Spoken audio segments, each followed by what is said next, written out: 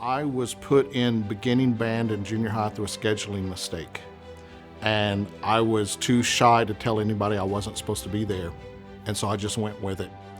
And I had this incredible band director, Irma Paluzzi, and she ended up becoming almost like a second mother to me. I loved it, fell in love with it, continued in high school. I knew because of her that I wanted to be a band director like her. I went majoring in music with the intention of becoming a band director. And so I taught high school, went back and got my master's, continued to teach high school, went back and got my doctorate, and then started teaching college, and then ended up here at my alma mater. I'm so thankful for Dr. Noland's vision for bringing football and marching band back. I mean, how rare is it to get to start a program? Even though it was a restart, it had been dormant for 12 years, 13 years. Everything had to be shaped. So I submitted my application, and I was chosen to come up for an interview. And when the plane was approaching Tri-Cities and I saw the mountains again, because I'm from this area, I was just like, you just had that feeling that this is home.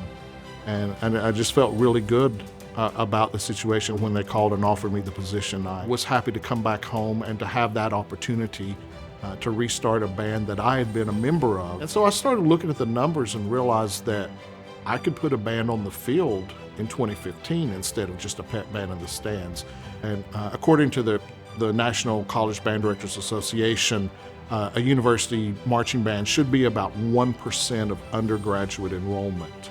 Our target should have been 130 members in the band, and we would have been on par. We ended up with, I believe, 168 members that very first year. By the third year, we had passed 200, and then we passed 250, and now we're pushing 300. We have developed this massive family that's inclusive, that's welcoming, that's diverse. Even though it keeps growing, it's still very much a family. And I think that's the success. Our primary focus is game day atmosphere at home football games. We're very active throughout the course of the game. Our majorettes do a show even before the buck walk down in the parking lot for the tailgaters, and the pep band plays for that. We have marched in the Emoji Festival parade. We do the Johnson City Christmas parade. We love to see how people respond to the music, to the drums, to the colors of the flags, and to the majorettes tossing batons in the air. And then, of course, we host the Bands of America competition, which is a national level competition. And we've started seeing students from even further away states coming to ETSU. The 2024 Macy Thanksgiving Day Parade. First of all, I wanted to tell everybody, because this is absolutely the highlight of my career. It's such an honor for our students, and I'm so happy for them.